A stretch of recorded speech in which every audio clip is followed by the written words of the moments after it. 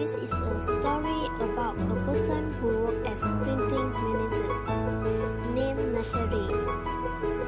Her printing business is doing pretty well, and that due to her hardworking attitude. One day, Nashari realized that she needs additional printing machine for her business. So that she went to a bank to acquire one printing machine through a finance lease contract for her business operate.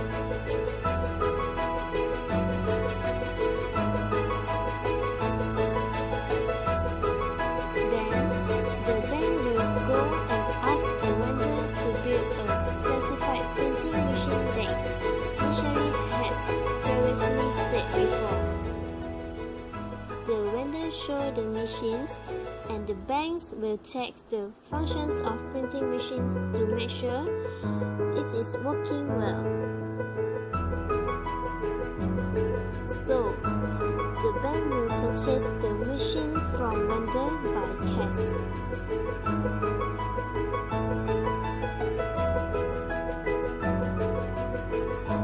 Next, Nashari and the bank will go into a finance lease agreement.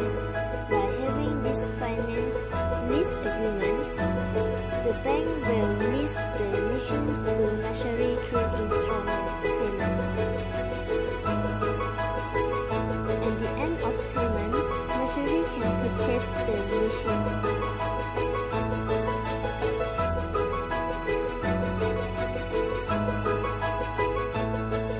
Hi everyone, my name is Nashari, anak perempuan job. Today I would like to talk about the comparison between ijara and conventional lease. So, what is the ijara? What is the ijara? Ijara is a contract for the transfer of ownership of a usufruct for compensation. And then, what is the conventional leasing? Conventional leasing is a contract between a lessor and lessee for the hire of a specified asset. Now, we look at the first element of comparison between ijara and conventional leasing. The first one is ownership. In ijara, the ownership is muazzin. Muazzin is the owner of the leased property, but in conventional leasing, the ownership is the creditor institution, which is bank, leasing company that retains for the asset throughout the term of the contract. Next is risk bearer. In ijara, an asset-based contract, and lessor or muazzin, the ownership of the asset, therefore the ownership relate right and liability lie with the muazzin, and mustajir is responsible for all users' right and liability.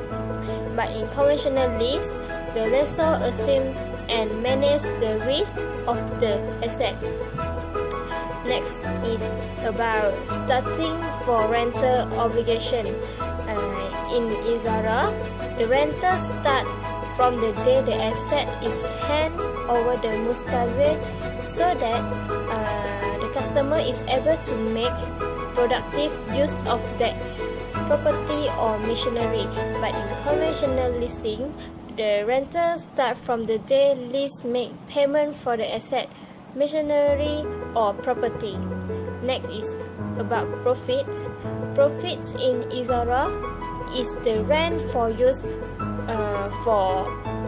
of property and machinery. But in conventional lease, the profit is for money invest in the property or machinery. Next is I will talk about the variable use. The comparison between ijara and conventional lease in term variable use. In ijara, asset to be leased should have variable use. But in conventional lease, asset to be leased must have a variable use.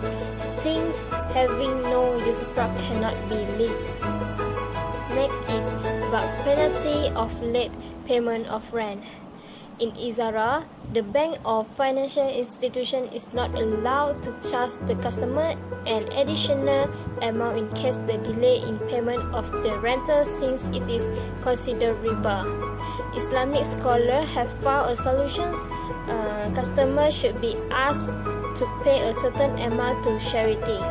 But in conventional lease, the bank charges a certain amount as a penalty for the late payment. Next is about insurance of the asset. Insurance of the asset in ijara, asset is insured through takaful, which is Islamic product of insurance. But in conventional lease, the asset issued through insurance company. Next is about time period. In ijara is commonly used for long and medium-term fixed financings, project financings, and for retail products such as home and automobile. But in conventional leasing is also applicable to long and medium-term assets like vehicles, houses, and land. Next is about lease commitment. In ijara, basic rule for ijara financings is that the lease asset be used productively and in way permitted by Islamic law. But in conventional lease, it does not require any charge of commitment. The next one is about service charges. In ijara, Islamic bank charge fee or service charge for the services they provide, such as underwriting, letter of credit, letter of warranty, remittances, and correspondence services. But in conventional lease, conventional bank also takes service charge from its customer. The next one is, I think the last one, is about changes in rental. In ijara, the lessor cannot increase the rent unilaterally, and any agreement to this effect is void. But in conventional leasing, the market interest rates are passed on to lessee.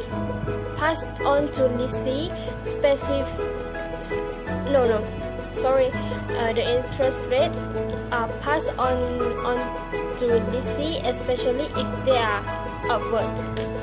That's all from me. Thank you.